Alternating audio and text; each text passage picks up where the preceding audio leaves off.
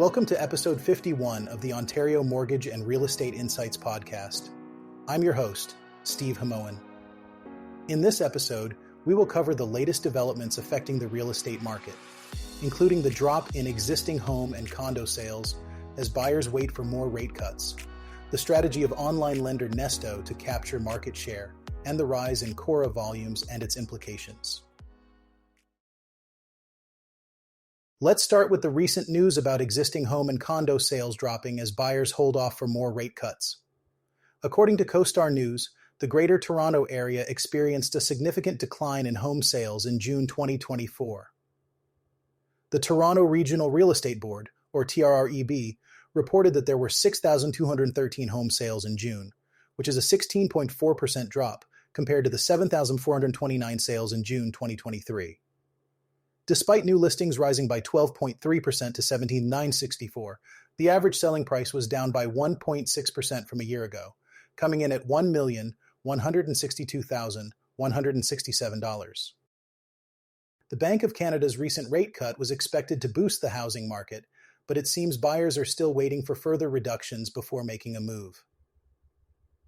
Jennifer Pierce, president of TRREB, emphasized that multiple rate cuts might be necessary before sales volume rebounds. She stated, "The Bank of Canada's rate cut last month provided some initial relief for homeowners and home buyers.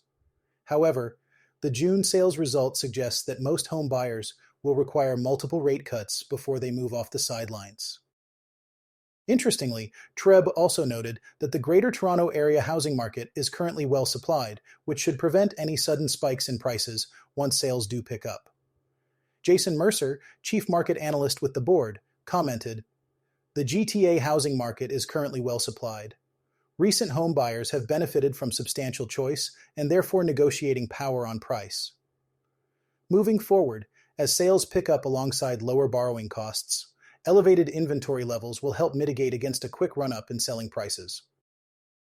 Calgary also saw a significant drop in home sales in June, with a 12.8% decline compared to the same month in 2023. New listings in Calgary decreased by 3.6%, while inventory rose by 9.2%. Condo sales in Calgary were down by 8% as properties priced under $300,000 were scarce. Anne-Marie Lurie, the chief economist of the Calgary Real Estate Board, attributed the decline to a shortage of affordable homes, especially in the lower price ranges. Despite this, 40% of the homes sold in Calgary went for over the asking price, and the unadjusted benchmark home price rose by 9% over last June to $608,000. Calgary's population surge is also notable.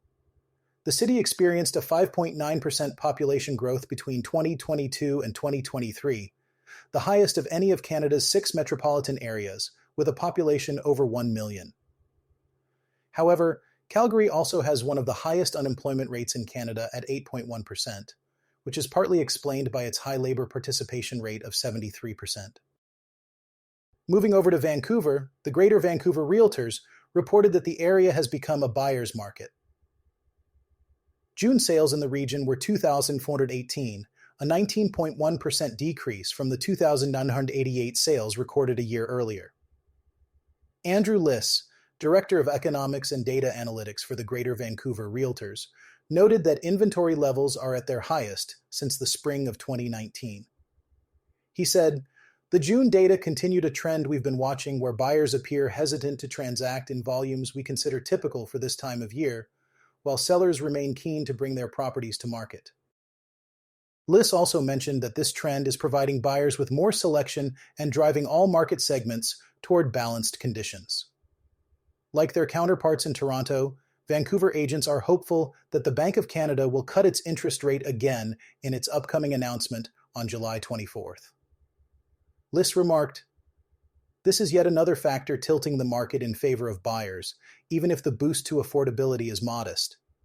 But June's lower than normal transaction volumes suggest many buyers remain hesitant, which has allowed inventory to accumulate and has kept a lid on upward price pressure across market segments." Finally, Montreal proved to be a bright spot in June. The greater metropolitan area saw a 6.4% increase in residential sales over the same month last year, according to the Quebec Professional Association of Real Estate Brokers. Meanwhile, the Royal Bank of Canada issued a report suggesting that housing affordability still has a long way to go, but is moving in the right direction, driven by rate cuts. The bank expects the Bank of Canada to implement a full 2 percentage point cut in its policy rate to 3% by the end of 2025, which will also bring down long-term rates, although to a lesser extent. Fresh from gobbling up a much larger residential and commercial mortgage player, online lender Nesto Incorporated has its eye on a larger slice of the mortgage market. A slew of homeowners will soon be renewing their cheap pandemic-era mortgages at much higher interest rates, and Nesto believes this will be the company's opportunity to build its portfolio of residential loans. "We call it the Great Renewal," Nesto Chief Executive Officer Malik Yacoubi said in an interview. "There will be a big wave of renewals, which could create some opportunities for us to grab market share." Since its founding in 2018, Montreal-based Nesto has grown rapidly. Its most recent spurt occurred in June with the acquisition of CMLS Financial Limited, the country's third-largest mortgage finance company. The deal pushed Nesto into the big leagues of non-bank lenders as well as into the commercial mortgage sector. Nesto CMLS has $60 billion in outstanding mortgages, up from Nesto's $10 billion prior to the deal. The combined company has 1,000 employees in 10 offices across the country, compared with 300 Nesto staff. The acquisition was backed by Nesto's large investors, including Sagard-backed Diagram Ventures, Portage, and Power Corporation of Canada subsidiary IGM Financial. Mr. Yacoubi is aiming to expand his company's reach and get out further in front of mortgage shoppers. Nesto mortgages are already available through the company's website, as well as through a large network of brokerages. Homeowners and buyers who took out a mortgage during the pandemic were able to get loans with interest rates below 2%. Many of those cheap mortgages have 5-year terms that will have to be renewed in 2025 and 2026. With mortgage rates now hovering around 5%, those homeowners will see a significant increase in their payments, and they will be looking for their cheapest options.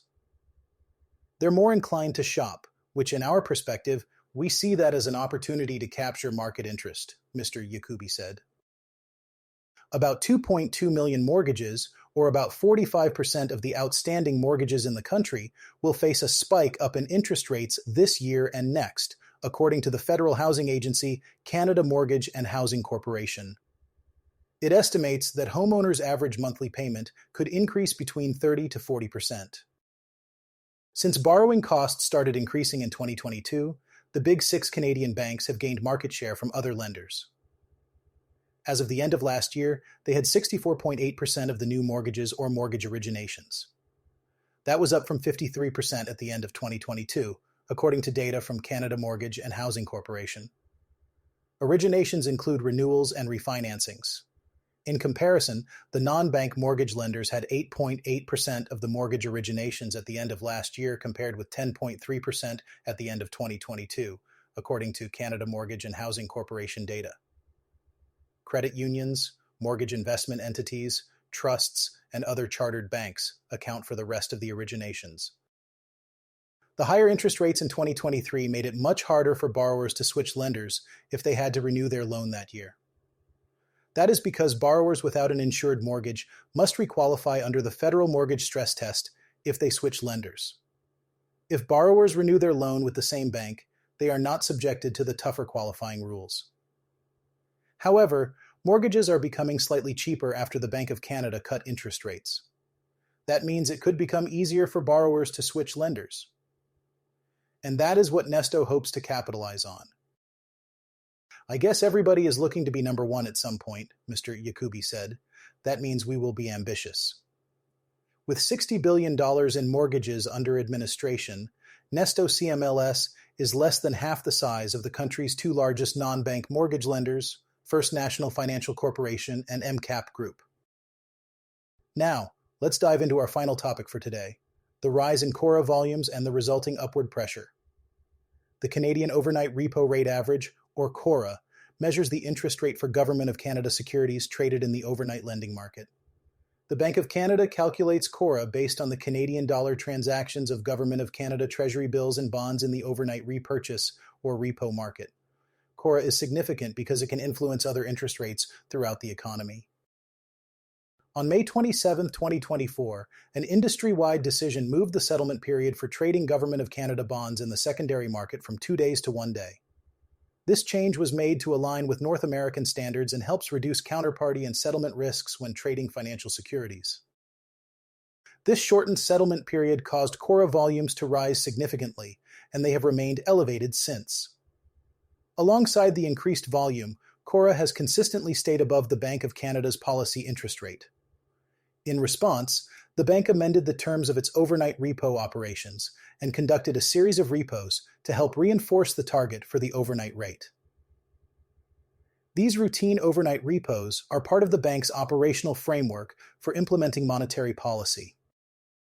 Specifically, on May 28, 2024, the volume of repos with underlying collateral consisting of Government of Canada securities increased for overnight repos that settle on the same day and have a term of 1 day.